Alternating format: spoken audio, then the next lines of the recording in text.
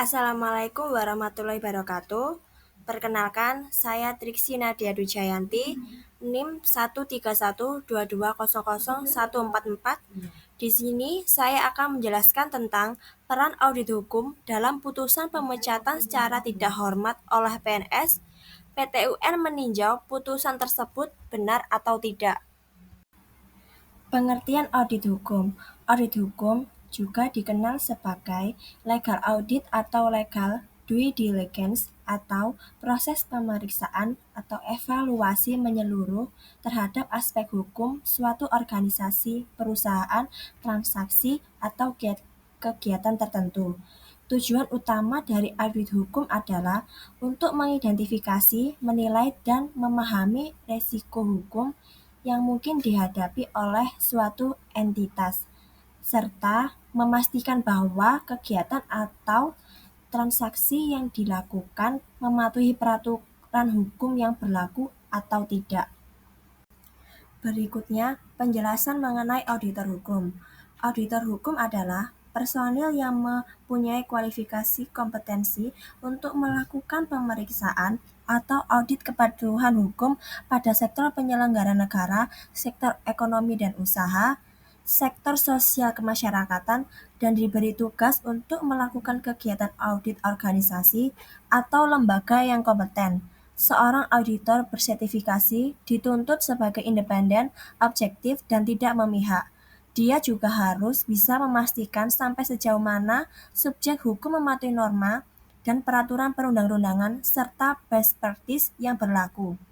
Keberadaan auditor hukum sebagai profesi hukum yang bersertifikat dalam menjalankan audit hukum sangat penting dan strategis dalam membangun sistem kepatuhan hukum di Indonesia. Audit hukum tidak hanya memiliki peran dalam melakukan pemeriksaan, namun audit ini juga dapat mengukur sampai sejauh mana seseorang atau lembaga patuh terhadap ketentuan hukum yang berlaku. Adapun pemeriksaan itu meliputi legalitas kepemilikan harta kekayaan atau aset, utang piutang, dan transaksi.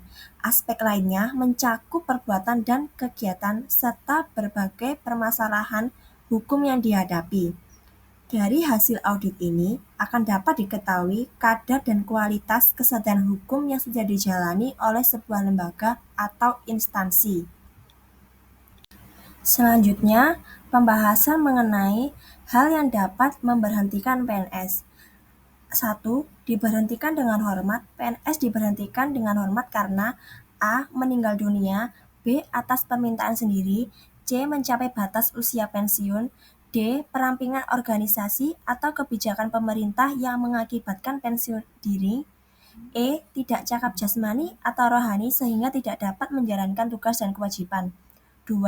Diberhentikan tidak hormat. PNS diberhentikan karena A. Melakukan penyelewengan terhadap Pancasila dan Undang-Undang Dasar Negara Republik Indonesia tahun 1945. B. Dihukum penjara atau kurungan berdasarkan putusan pengadilan yang telah memiliki kekuatan hukum karena melakukan tindak pidana kejahatan jabatan atau tindak pidana kejahatan yang ada hubungannya dengan jabatan atau tindak pidana umum. C. Menjadi anggota atau pengurus partai politik. D. Dihukum penjara berdasarkan putusan pengadilan yang telah memiliki kekuatan hukum tetap karena melakukan tindak pidana dengan pidana penjara paling singkat 2 tahun dan pidana yang dilakukan dengan cara berencana. 3. Diberhentikan sementara. Sementara itu untuk jenis ketiga diatur dalam pasal 88 UU ASN sebagai berikut. 1. PNS diberhentikan sementara apabila diangkat menjadi pejabat negara, diangkat menjadi komisioner atau anggota lembaga non-struktural, ditahan karena menjadi tersangka tindak pidana. Selanjutnya, membahas tentang audit manajemen kepegawaian. Audit manajemen kepegawaian adalah proses identifikasi masalah, analisis, dan evaluasi bukti dilakukan secara independen, objektif, dan profesional atas implementasi kebijakan peraturan perundang-undangan di bidang kepegawaian dalam pelaksanaan manajemen pegawai negeri sipil. Berikut membahas tentang tujuan dari audit manajemen kepegawaian yaitu 1. Memastikan pengelolaan kepegawaian sesuai dengan norma, standar, prosedur, dan peraturan perundang-undangan di bidang kepegawaian. 2.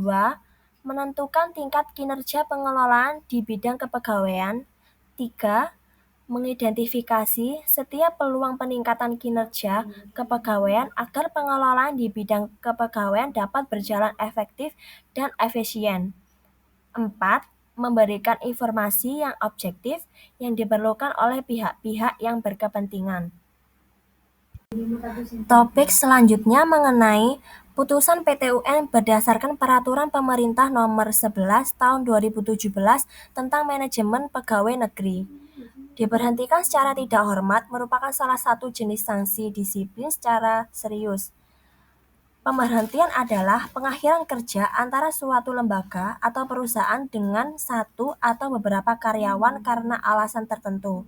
Namun, dalam manajemen pegawai negeri sipil, pemberhentian tidak hanya sekedar pengakhiran hubungan kerja, melainkan juga terkait dengan hak-hak yang berbeda bagi pegawai yang diberhentikan dari mereka yang bekerja di perusahaan swasta. Diberhentikan secara tidak hormat pada pegawai negeri sipil dapat mengakibatkan kehilangan hak pensiun. Sesuai dengan peraturan pemerintah ini, seorang PNS akan diberhentikan sesuai pada peraturan oleh pelanggaran disiplin yang dianggap serius dan dilakukan tanpa pemerintah dari dirinya sendiri. Proses pemberhentian ini harus mengikuti ketentuan yang ada dalam peraturan hukum yang mengatur tentang disiplin PNS. Ketika merujuk pada peraturan pemerintah tentang disiplin aparatur sipil negara, jika seorang aparatur sipil negara atau ASN terbukti bersalah melakukan keputusan pengadilan, langkah yang harus diambil yaitu melakukan pemberhentian yang termasuk pada kategori hukuman disiplin berat, seperti bentuknya ialah pemberhentian tanpa hormat selaku ASN. Berikutnya, tentang prosedur penyelesaian gugatan PT UN dalam kasus pemecatan tidak hormat PNS. Pada pasal 1 ayat 4 dalam Undang-Undang Nomor 5 Tahun 1986 menyatakan bahwa sengketa tata usaha negara merujuk pada pertentangan di dalam lingkungan tata usaha negara antara perorangan atau entitas hukum dalam lembaga atau pejabat yang terkait dalam tata usaha negara, baik secara nasional maupun lokal. Oleh sebab itu, Pengadilan Tata Usaha Negara bertujuan untuk melindungi masyarakat. Fokus utama Pengadilan Tata Usaha Negara adalah memberikan layanan kepada individu atau kelompok masyarakat yang mencari keadilan dengan ranah tata usaha negara, terutama terkait keputusan pemerintah yang dianggap melanggar hukum serta merugikan warga negara. Penyelesaian konflik melalui Pengadilan Tata Usaha Negara dilakukan dengan mengajukan gugatan ke PT UN yang memuat klaim terhadap lembaga atau pejabat yang terlibat dalam tata usaha negara. Serta gugatan tersebut diserahkan untuk pengadilan untuk memperoleh keputusan hukum. Pihak yang menjadi tergugat adalah lembaga atau pejabat yang berperan dalam tata usaha negara dan memiliki tanggung jawab atas penerbitan keputusan tata usaha negara atau yang disebut dengan KTUN.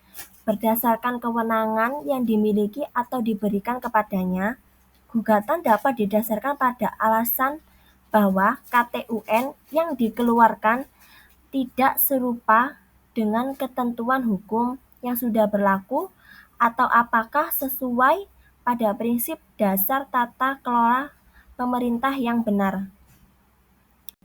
Yang terakhir yaitu pertimbangan hakim PT UN dalam menyelesaikan perkara. Pada Undang-Undang Peradilan Tata Usaha Negara disusun setelah ada peraturan dalam urusan kepegawaian, sehingga peradilan tun dapat mengakomodasi regulasi yang sudah ada. Dalam kasus perselisihan terkait kepegawaian, seorang pegawai PNS memiliki dua jalur untuk menempuh proses hukum, yaitu melalui upaya keberatan dan banding secara administratif. Pasal 48 dari Undang-Undang Nomor 5 Tahun 1986 bersama Pasal 51 Ayat 3 dan Surat Edaran Mahkamah Agung Nomor 2 Tahun 1991 menetapkan Pengadilan Tinggi Tata Usaha Negara sebagai lembaga peradilan tingkat awal dalam mengkaji, mengadili, dan menyelesaikan konflik tata usaha negara yang telah melalui proses upaya administratif. Tetapi sebaliknya, UU Nomor 30 Tahun 2014 memberi wewenang kepada Pengadilan Tata Usaha Negara untuk meninjau, mengadili, dan menyelesaikan perselisihan administrasi setelah melewati proses upaya administratif. Menurut Pasal 76 Ayat 4 UU AP yang berbunyi, jika warga negara merasa tanpa puas dengan keputusan banding yang dikeluarkan oleh atasan pejabat, mereka dapat membawa kasus tersebut ke pengadilan. Secara teoritik, putusan hakim memiliki 3 macam kekuatan, yaitu A. Keputusan sudah mempunyai kekuatan hukum yang disahkan serta tidak dapat digugat kembali. Keputusan hukum yang sudah pasti memiliki karakteristik mengikat. B.